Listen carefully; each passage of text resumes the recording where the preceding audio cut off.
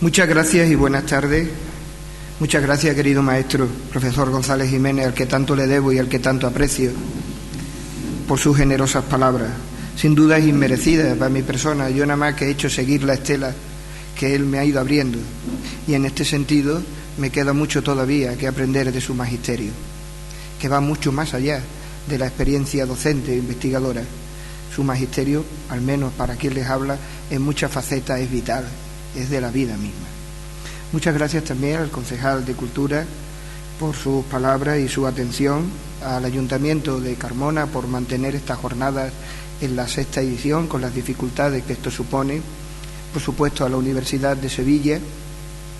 y en este sentido quiero agradecer, aunque no está presente, al profesor Caballo, al que me une una antigua amistad de aprendiz, de arqueólogo en el Cerro de la Cabeza en Olivares hace ya muchos años. Jugar en casa, mi querido concejal, tiene sus ventajas. Desde luego, hay una muy importante, que en este caso es fundamental, y es que la afición siempre está de nuestro lado. Y esa, mis queridos amigos, la afición no falla nunca, como se demuestra lógicamente en que esta sala esté abarrotada. Muchas gracias, por tanto, porque la afición no ha fallado y ha venido a jugar en casa. Y aquí vamos a ganar todo, pero el que sin duda alguna va a ganar es Carmona, sin lugar a dudas. Creo que Carmona es el que va a ganar este partido. Don Pedro I, ni cruel ni justiciero, un monarca de su tiempo. El título, como verán, no es aleatorio y a lo largo de mi intervención ustedes lo irán comprobando. He preparado un PowerPoint dentro de mi modestia para no perdernos y sobre todo para hacer un poco más atractivo la exposición. El rey don Pedro, como ustedes conocen, que vivió desde 1334 a 1369, no nació en Andalucía, ni en Sevilla, lógicamente, sino en Castilla, en la ciudad de Burgos, un 30 de agosto de 1334. No fue este el caso de su hermano y antagonista político y dinástico, el infante bastardo don Enrique, el futuro Enrique II, que nació igualmente que su hermano gemelo don Fadrique en el Alcázar antiguo hispalense, no el que ahora vemos, un día 17 de enero de 1334. Sin embargo, don Pedro, unas veces cruel y otras tantas justiciero, fue calificado con el tiempo por gran parte de la historiografía medieval como uno de los grandes reyes o de los grandes monarcas castellanos, considerados, a la par que Fernando III el Santo y Alfonso X el Sabio, como un rey sevillano, por sus muchos vínculos personales y efectivos con esta ciudad y sobre todo con la vecina y residencial de Carmona, último baluarte petrista en Castilla, incluso después de su trágica muerte en Montiel en la noche del 23 de marzo de 1369 y hasta la cerco y conquista de la ciudad por Enrique II en mayo de 1371. Pedro I, hijo único y legítimo de Alfonso XI y de doña María de Portugal, convertiría con el tiempo la ciudad de Sevilla y también a la de Carmona no solo en su morada familiar, sino en el refugio de los sinsabores públicos y privados, y también en la corte regia, en el centro de la vida política y social del Reino de Castilla a mediados del siglo XIV. Pero don Pedro I fue sobre todo un monarca de su época, el siglo XIV, un tiempo de dificultades, de mortales y generalizadas epidemias, de convulsas revueltas populares, de auténticos malhechores feudales, de guerras y violencias generalizadas en la sociedad política castellana que salpicarían, lógicamente, a la misma institución monárquica, un mundo en crisis, en parte como el nuestro, lleno de prolijos conflictos, de causas variadas y complejas. Ya en tiempo de Alfonso XI, la vida del joven príncipe, como futuro soberano de Castilla, desde 1334 a 1350, estuvo marcada por una evidente postergación paterna, ahora manifiesta, ahora encubierta, consecuencia directa del desdén que en la corte sufría su madre, doña María de Portugal, a causa del nepotismo y la privanza de la favorita de Alfonso XI, Leonor de Guzmán, y de sus hijos bastardos. De los hijos bastardos tenidos con el vencedor del Salado, con el rey Alfonso XI, quien, como ustedes saben, murió de peste negra ante los muros del castillo de Gibraltar el 26 de marzo, Viernes Santo, de 1350. Esta situación familiar, a veces injustificada y siempre deficitaria del apego paterno, marcaría curiosamente a los instructores del futuro príncipe heredero, punteando incluso algunos rasgos fundamentales de la personalidad del joven rey ya desde el inicio mismo de su reinado en Sevilla en marzo de 1350. El análisis de los restos mortales del rey, conservados en la cripta de la Capilla Real de la Catedral de Sevilla, nos descubre que, siendo aún joven, don Pedro sufrió importantes enfermedades físicas que sólo con serias dificultades pudo superar, como la experimentada en el verano de 1350, que hizo incluso temer por su vida y que le dejaron, entre otras consecuencias, una pequeña cojera que le acompañaría ya para el resto de su vida. Pero, mis queridos amigos, más graves fueron las secuelas mentales, gestadas durante años, durante la infancia, que determinaron progresivamente una abierta animadversión hacia sus hermanos paternos y una profunda desconfianza, no exenta de temor y rencor para con muchos de sus parientes castellanos y aragoneses. Y también, llegado el caso, para con sus vasallos, a los que consideró, según cada momento, bien enemigos, bien traidores, ya fuesen cristianos, musulmanes o judíos, lo que con el tiempo resquebrajaría el fortalecimiento político de la corona de Castilla y su hegemonía peninsular gestada en los tiempos del rey Alfonso X el Sabio. El comienzo de su reinado, en marzo de 1350 en Sevilla, con motivo de una de sus muchas enfermedades ya señaladas, estuvo marcado por la debilidad del poder regio frente a las facciones nobiliarias que se disputaban el reino de Castilla. Por un lado, los hijos bastardos tenidos su padre con Leonor de Guzmán, principalmente los dos gemelos sevillanos, don Enrique, conde de Trastámara, y don Fadrique, maestre de Santiago, que encabezarían muy pronto, sobre todo el primero, la rebelión nobiliaria. Por otro, los infantes aragoneses, los primos del rey y sobrinos de su padre, unos personajes a los que me estoy dedicando últimamente en la investigación, don Fernando, señor de Tortosa, y don Juan, vinculados familiarmente al poderoso linaje de don Juan Núñez de Lara, que secundarían con el tiempo, desengañado de la personalidad de su primo, la rebelión nobiliaria. Y por último, la facción revanchista y en parte judaizante de la reina doña María de Portugal y de su valido, el portugués don Juan Alonso de Alburquerque. Para entonces, don Pedro, siguiendo los consejos maternos y dejando bien claro las nuevas directrices políticas de su reinado, había ordenado la muerte de Leonor de Guzmán, la amante favorita del rey, en Talavera de la Reina, lo que, según la tradición cronística, fundamentalmente de Barrantes Maldonado, pesó mucho a todo el reino, considerando que por tal muerte como esta podrían venir grandes guerras y escándalos en el reino, porque doña Leonor, y aquí está la clave, dejaba muchos fijos y muchos deudos, todos muy grandes señores. Por lo que inicialmente el rey don Pedro, de 16 años de edad, entregó el poder a la facción de su madre y al favorito Alburquerque, quien reorientó rápidamente la política neutral de Alfonso XI, exterior y castellana, hacia una alianza con Francia frente al apoyo que los bastardos y la nobleza levantisca encontraba en la corona de Aragón, en la corte de otro personaje muy curioso del que también hablaré, Pedro IV el Ceremonioso. Y para cimentarla se concertó entonces, en 1353, el matrimonio del rey castellano con la princesa Blanca de Borbón. Sin embargo, y casi al mismo tiempo, el rey castellano, fiel a su carácter caprichoso y frívolo, como veremos, era por esos mismos años amante de doña María de Padilla. Abandonó pronto a su legítima esposa francesa, tan solo 3 días después de la boda en Valladolid, que nunca consumó, haciéndola encerrar primero en el Alcázar de Toledo y más tarde en Medina Sidonia y Jerez de la Frontera. Con ello provocó de inmediato la ruptura con Francia, la progresiva caída de Alburquerque ante la nobleza castellana, el obligado exilio de su madre a Portugal y el estallido de una primera rebelión nobiliaria en Toledo que pronto se extendió a otras ciudades del reino.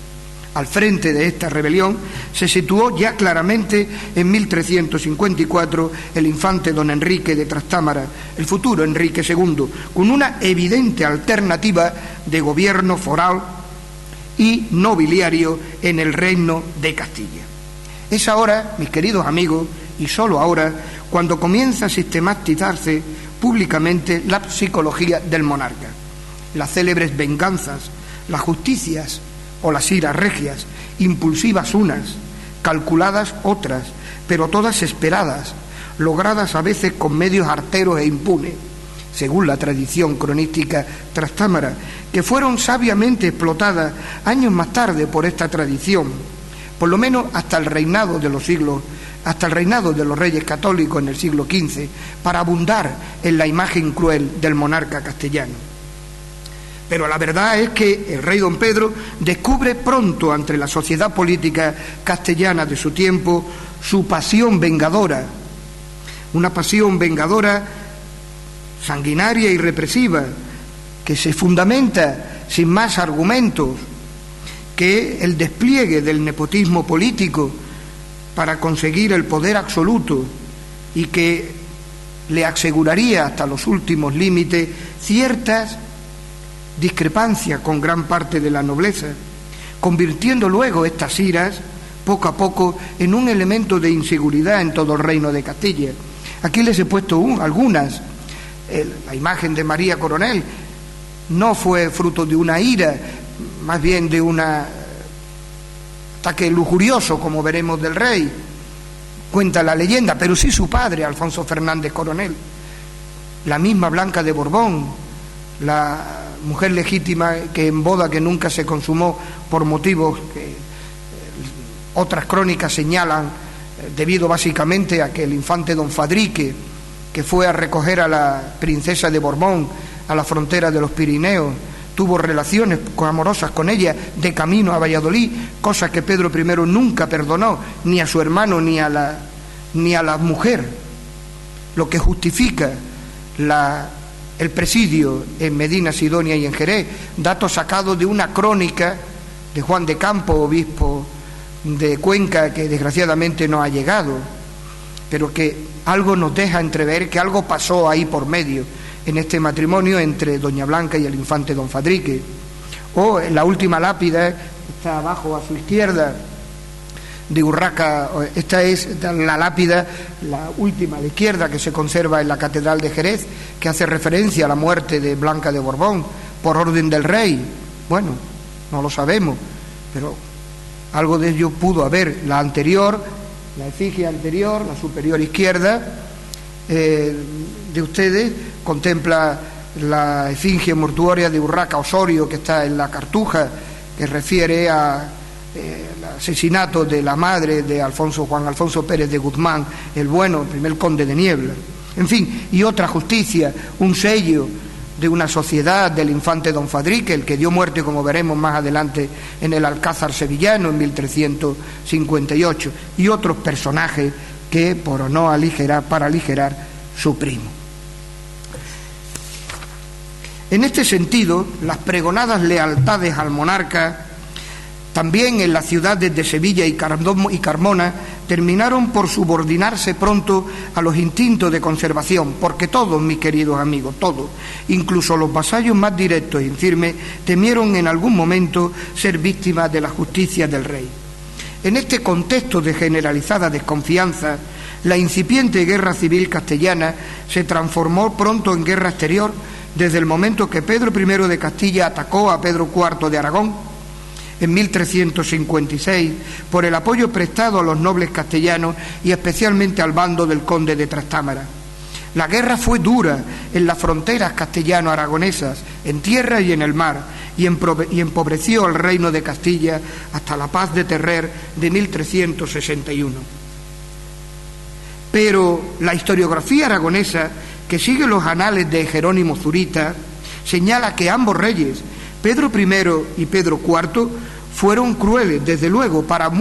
con muchos de sus vasallos, pero el castellano, según Zurita, tal vez con la desmesura patológica de un carácter en cierto modo enfermizo, pero el catalán, por el contrario, llamado del puñalet, con calculada cordura y frialdad. No obstante, fiel a su carácter turbulento e irresoluto, renuncia don Pedro pronto e incomprensiblemente a la lealtad de sus huestes y, abandonando a su suerte el destino de la guerra, casi ganada por la inesperada muerte de María de Padilla, acude a Sevilla en 1361, convoca corte en 1362, para hacer jurar como heredero a los hijos que había tenido con esta última, Beatriz, Constanza, Isabel y entonces vivía Alfonso, a los que declaró como sus descendientes legítimos en una escena macabra con el cadáver de la difunta amante traído con honores de reina expresamente desde el monasterio de Astudillo, Santa Clara de Astudillo, a Sevilla, en donde recibe solemne sepultura por orden del rey y en donde hoy reposan sus restos mortales junto a los de su amado esposo en la misma cripta de la capilla real de la Catedral de Sevilla. Sin embargo, el conflicto civil se reavivó muy pronto, haciéndose internacional, con la intervención de Francia a favor del infante don Enrique, pues deseaba poner en el trono de Castilla un monarca proclive a emplear la poderosa flota castellana en su guerra contra Inglaterra. Para lograrlo, envió a la península a las compañías blancas, cuerpos de mercenarios capitaneados por Bertrand d'Iguesclin. Con su apoyo, Enrique de Trastámara recupera el terreno y fue proclamado rey en Calahorra en el año 1366, y en poco tiempo ocupó casi la totalidad de las ciudades del norte de Castilla, ante la inhibición de don Pedro, atareado en Sevilla y en Carmona en asuntos domésticos y privados. Lo que originó un nuevo e incontrolado aluvión de muerte en algunas ciudades al sur del Tajo, y el avance de los Trastámaras, la huida de don Pedro a Portugal, a Galicia y por fin a la Bayona y a Burdeos, a la Gascuña inglesa en territorio francés. En la corte portuguesa fue recibido por su primo Pedro I, otro personaje muy curioso del siglo XIV y clave en el contexto hispánico, como sus parientes castellano y aragonés, que lo eran, del mismo nombre, dejado llevar por veleidades amorosas y violencia para con sus vasallos. Don Pedro I, les he puesto Pedro I de Portugal y el sepulcro en Alcobaza de Inés de Castro, con la que mantuvo una relación amorosa, una vez en vida de su castellana, era una infante hija de don Juan Manuel, el autor del Conde Lucanor. Esta mujer llegó a Portugal,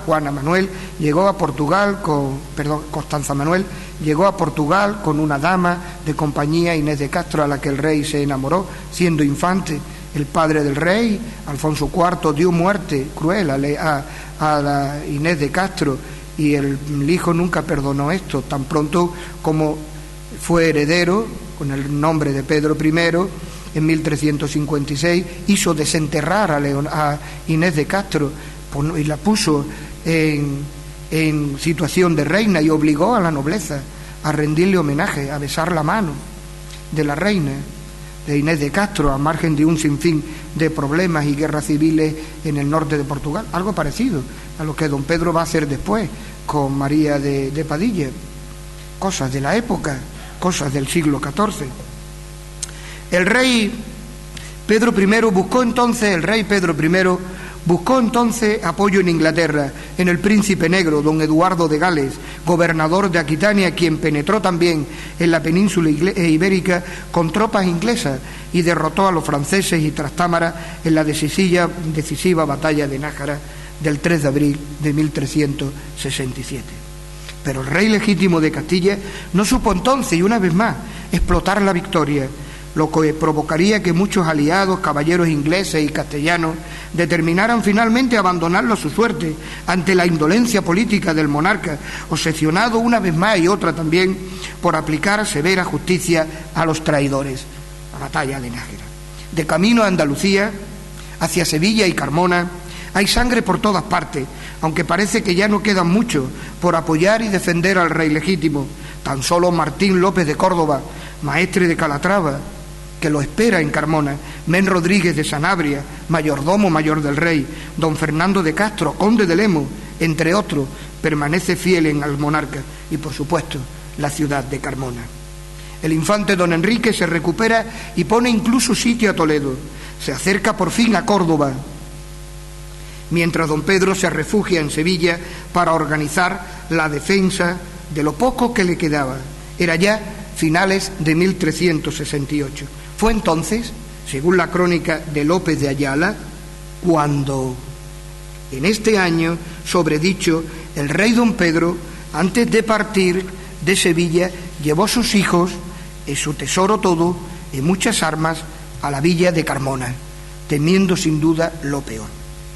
En marzo de 1369, a la desesperada, camino de Toledo, por los campos de Montiel, avanza el rey don Pedro con unos pocos leales, las milicias de Sevilla, algunos concejos andaluces y, por supuesto, la de Carmona, y también algunos moros vasallos granadinos. Exasperado, desconfiado, entregado una vez más su áspero carácter impulsivo e irreflexivo, fruto de las circunstancias, pero movido por la legitimidad de la justicia histórica para salvar el reino y sobre todo la honra de la corona heredada de su padre, se encuentra con su hermano don Enrique, que le sale al paso, a quien acompaña Digisclén y algunos vasallos. Se traba desigual combate cerca del castillo de Montiel. Las tropas legitimistas son fuertemente derrotadas. Tras la batalla, don Pedro se encierra en la fortaleza y, sitiado de ella por su hermano, entró en tratos a través de su vasallo Men Rodríguez de Sanabria con Digisclén para lograr una paz digna. El francés lo conduce con engaños a su tienda, en la que se hallaron frente a frente don Pedro y don Enrique, que ya lo esperaba armado y avisado. Corrió el uno contra el otro violentamente, pero Digisclén, pronunciando la famosa célebre frase, según la leyenda, ni pongo ni quito rey, pero ayudo a mi señor, sujetó a don Pedro, circunstancia que aprovechó su hermanastro Enrique para apuñalarlo de muerte. Y así nos lo cuenta Ayala. Y así como llegó el rey don Enrique, cravó del rey don Pedro, y no lo conoció, que había gran tiempo que no lo habían visto, y dicen que le dixo un caballero de los de Mosén Beltrán, Catad, que ese es vuestro enemigo. El rey don Enrique aún dudaba si era él, y dice que entonces dijo el rey don Pedro, yo soy. Entonces el rey don Enrique conociólo, y feriólo con una daga en la cara, y dice que a dos, el rey don Pedro, el rey don Enrique, cayeron en tierra. El rey don Enrique lo firió, estando en tierra, de otra ferida, y allí murió el rey don Pedro. Una vez más, la crónica de Ayala, testigo de los acontecimientos, acentúa la triste muerte del monarca con la fidelidad de Carmona para justificar a esta ciudad. Y dice, el maestre don Martín López, luego que en Carmona llegó, después de la derrota de Montiel y muerte del rey, apoderóse de todo lo que ahí era, así de tesoro, hablaremos de ello más adelante, como de los alcázares de la villa. Recogiéronse con el dicho Martín López en la ciudad, en la dicha villa de Carmona, hasta 800 hombres de caballos castellanos, jinetes y muchos ballesteros. La resistencia de Carmona, mis queridos amigos, como bien saben, fue inútil. Enrique II la cercó y recuperó definitivamente en mayo de 1371, no sin alguna dificultad. El nuevo monarca de Castilla ejecutaría a Martín López de Córdoba y a otros vasallos petristas de Carmona, pero respetaría la vida a las hijas de su hermano, las tenidas con doña María de Padilla, Constanza e Isabel, a las que, en un acto de magnanimidad, años más tarde la exiliaría, garantizándole excelentes matrimonios con príncipes ingleses. Pero no cabe duda que es ahora más que nunca, con los destinos tristemente marcados, cuando la propaganda política petrista tiñe de lúgubre sombra la vida y la obra del rey don Pedro. La idea del rey justo frente a la nobleza levantisca castellana, queda por fin derrotada por las arbitrariedades de un monarca, como recoge el romancero del siglo XVI en el célebre romance de la predicción de la muerte del rey don Pedro por los campos de Jerez de la Frontera, en una de sus muchas cacerías. Y es un romance muy bonito que leo. Morirá el rey don Pedro. Un pastorcico, cazando el rey don Pedro por Jerez, se le aparece vestido de negro, con una guadaña en la mano y un reloj de arena en la otra. O al menos el rey lo ve así. Y le dice brevemente: morirá el rey don Pedro, que mataste sin justicia a los mejores de tu reino, mataste a tu propio hermano, el maestre, sin consejo, y desterraste a tu madre, a Dios dará cuenta de ello, y tu hermano don Enrique te habrá de heredar el reino, morirás apuñalada, tu casa será el infierno.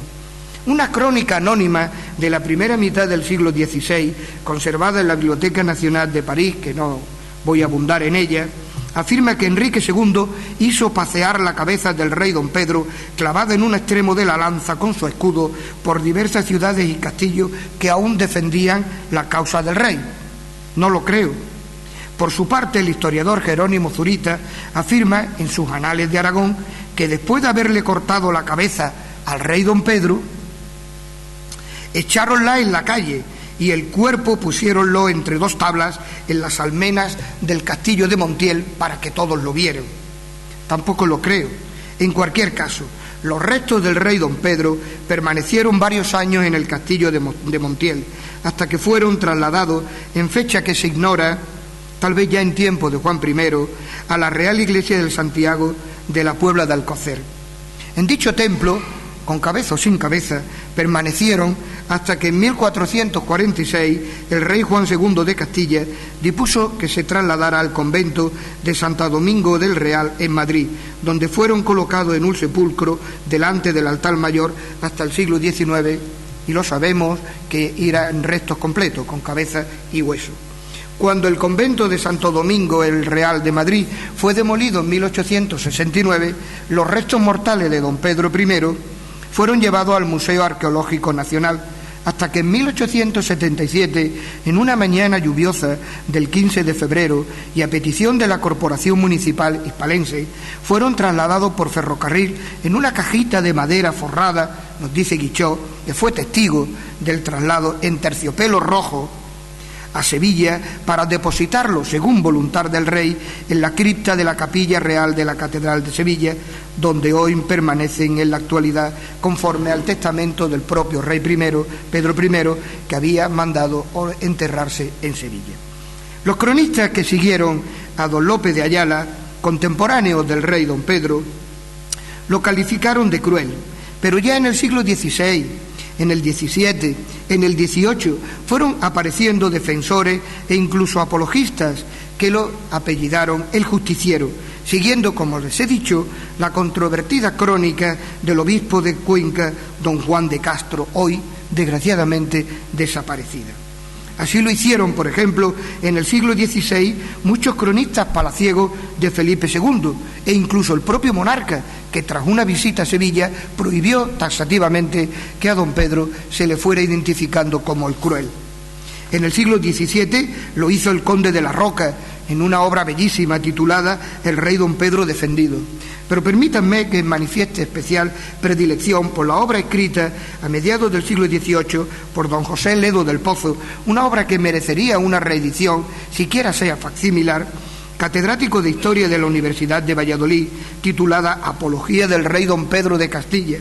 que bien merece ser considerada por todo, y al menos para quien le habla así lo es, como la primera obra científica en rescatar con justicia y veracidad la figura histórica del rey don Pedro, inserto en la problemática de su tiempo y que critica a la crónica de Ayala. Pocos monarcas, mis queridos amigos, han gozado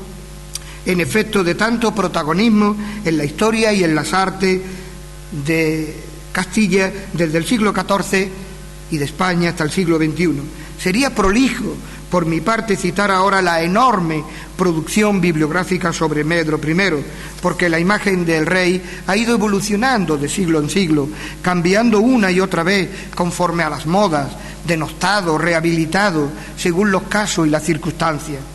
La tradición popular en Sevilla y en Carmona, gestada en pleno romanticismo decimonónico, ha visto siempre en este monarca el germen de la monarquía moderna castellana, enemigo de los grandes y los poderosos, defensor de los pequeños, de los humildes e incluso de los mudéjares y de los judíos. Es importante recordar que su fama de desalmado, de violento, de cruel, fue consecuencia de cuanto se expresa por Pedro López de Ayala en la Crónica de los Reyes de Castilla, escrita ya en el reinado de su enemigo y sucesor Enrique II. Pero la opinión actual, generalizada entre la mayor parte de los medievalistas, es que Pedro I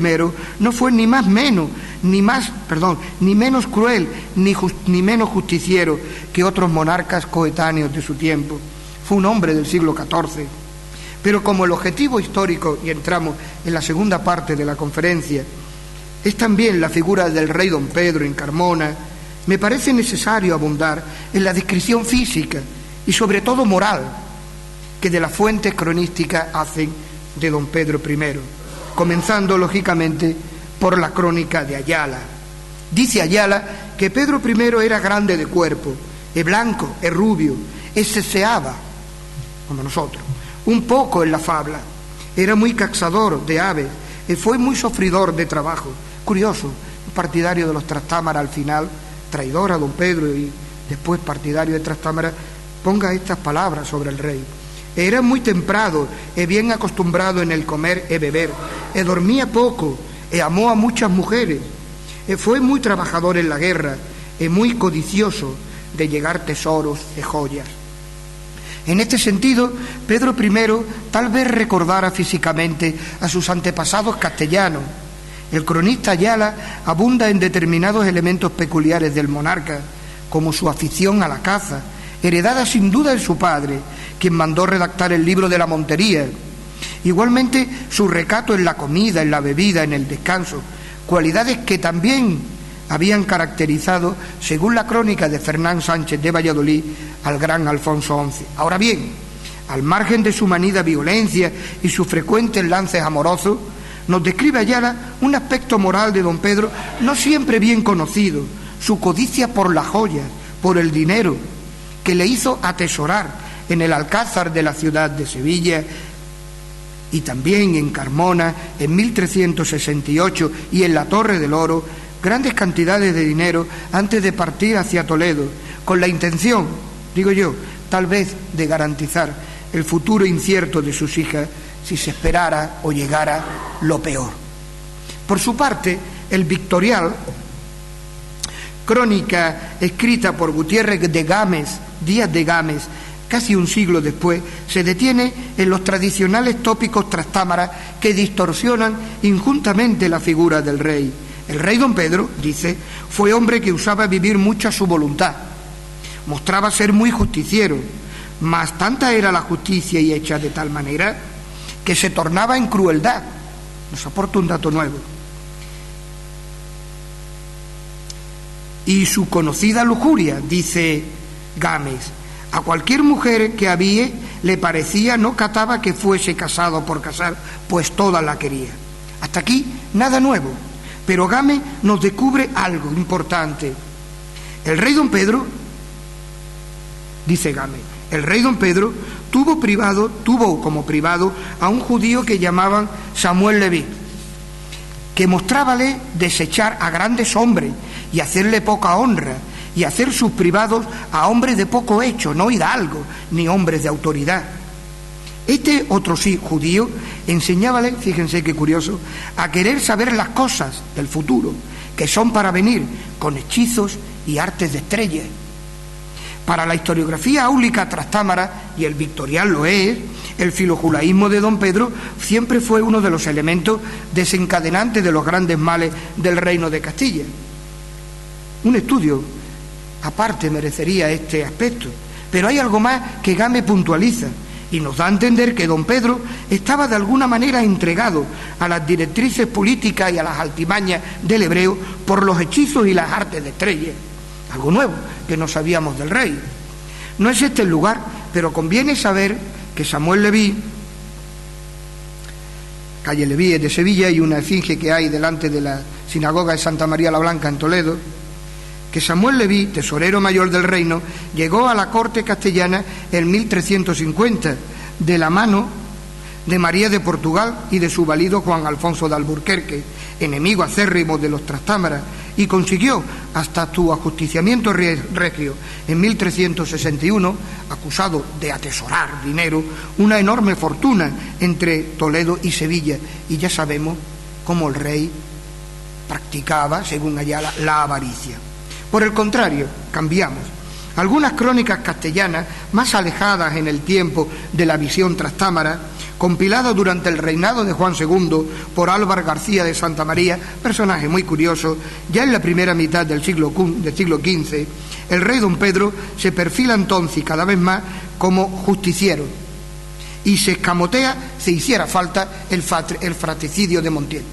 Fíjense en el texto, que es curiosísimo. El rey don Pedro amaba mucho la justicia, y todo su reino eran seguros de asonadas, hurtos y robos,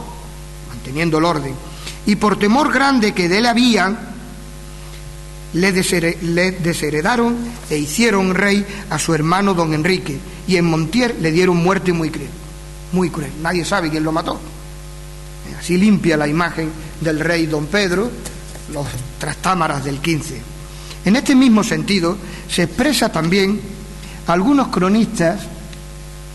de los reyes católicos, como un personaje curiosísimo, don Pedro Gracia Dei, rey de armas de sus majestades, quien dice que vio la crónica buena, la verdadera, del obispo de Cuenca, don Juan de Castro, que defiende al rey don Pedro frente a la crónica de Ayala, que lo vilipendia. Pues bien, el rey de armas defiende no ya el carácter justo del monarca, sino incluso algo nuevo, su magnanimidad para con sus hermanos bastardos y para con los nobles rebeldes, corrigiendo si cabe la crónica de Ayala. Y dice: por manera que aunque las ocasiones que el rey don Pedro tuvo de hacer la justicia que hizo fueron causa que por justicia muriese en su tiempo muchas personas, no fueron tantas como el historiador Ayala pone. Las que se hicieron fueron con tanta justicia y reconocida causa que, a no hacerla, callara el rey don Pedro en falta de no hacer y guardar la justicia en el reino. Qué bonito. Y las faltas que perdonó a sus hermanos bastardos, conjurado tantas veces contra él,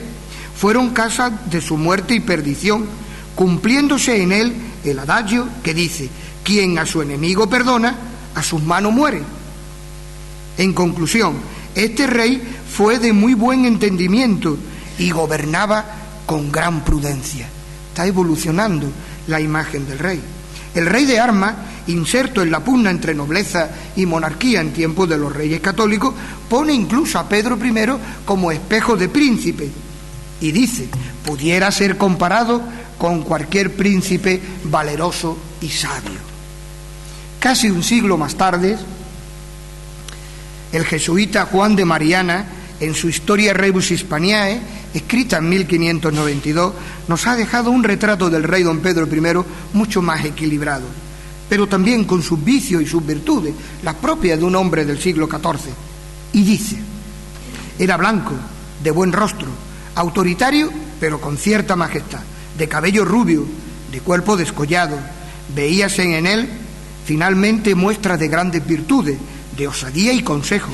Su cuerpo no se rendía en el trabajo, ni el espíritu con ninguna dificultad podía ser vencido. Gustaba principalmente de la cetrería, de la caza de aves, y en las cosas de la justicia era entero. Entre esas virtudes se veían no menos vicios, que entonces asomaban y con la edad fueron mayores: tener en poco y menospreciar a la gente, decir palabras afrentosas, oír soberbiamente, dar audiencia con dificultad, no solamente a extraños, sino a los mismos de su casa. Y dice el jesuita: estos vicios se mostraban en su tierna edad, ojo, en su tierna edad, Con el tiempo se le juntaron la avaricia, la disolución en la lujuria y la aspereza en la condición y costumbre. La descripción de Mariana sigue en gran parte la de López de Ayala, pero señala que el origen de los vicios del monarca se encontraba, una vez más, en la nefasta influencia que sobre don Pedro ejerció no ya el judío, sino el portugués Juan Alfonso de Alburquerque, valido de la reina doña María de Portugal, y dice: estas faltas y defectos que tenía el rey don Pedro en su ya mala inclinación natural, se las aumentó por ser mal adoctrinado por don Juan Alfonso de Alburquerque. Judíos y portugueses tenían la culpa del carácter del rey don Pedro. Sin duda, con todo ello, Mariana pretendía rescatar en el siglo XVI la figura del príncipe justo frente a los disolutos consejeros durante la adolescencia del rey. Entro en la tercera parte de la conferencia, en mi aportación, lo que nos devuelve al punto de partida que considero fundamental para entender, o si se quiere justificar,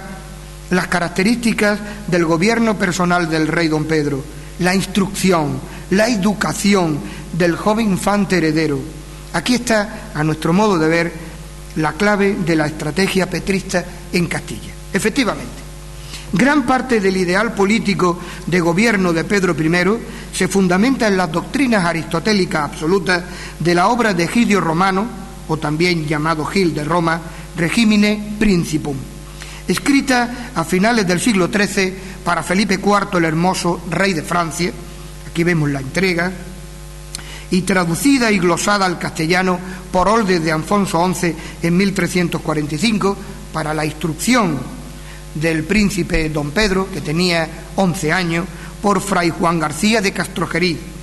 cuya copia glosada conocemos, confesor de la reina doña María de Portugal, siguiendo las instrucciones de otro clérigo, en este caso muy próximo a don Pedro Infante, don Bernabé, obispo de Osma y canciller del infante. Las enseñanzas políticas y moralizantes, con ejemplos positivos y negativos de príncipes europeos de su tiempo, que realiza en la glosa Juan García de Castrojeriz, idealizan la figura del rey absoluto en el reino y le indican sus obligaciones fundamentales, con la utilización incluso de la violencia si hiciera falta, en el cumplimiento siempre de la ley positiva, de la res pública y del bien común, por encima de los intereses particulares de la nobleza y, algo muy importante, de incluso los municipios. En consecuencia, el rey don Pedro se esforzará a partir de 1350 por investir su corona de una autoridad sin precedente en Castilla, y ante la rebelión de la nobleza y de su familia, los hermanos ilegítimos, los primos infantes aragoneses, reaccionará casi siempre de acuerdo con los dictámenes de la obra de su instructor,